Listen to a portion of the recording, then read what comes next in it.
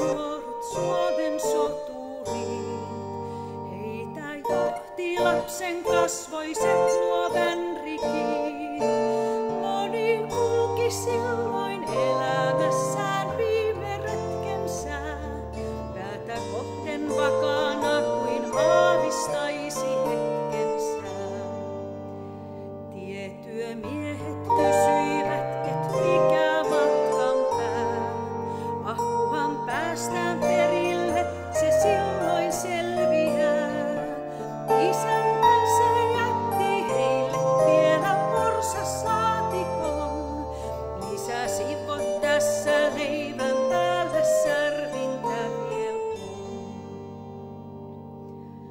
Asemalla evakoita junan lastattiin.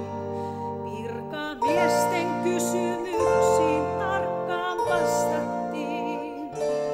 Eräs äiti sanoi, tässä on mun koko omaisuus. 5 pientä lasta sekä vielä kahvipannukuus. Aamuyöllä pieni veli syntyi junassa.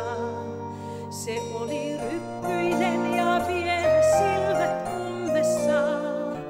Otattoivat taivaan mannaa kuumaa kauravelliä. Tahtoivat he meitä koloisia vielä helliä. 3 päivän päästä oltiin päätepaikassa.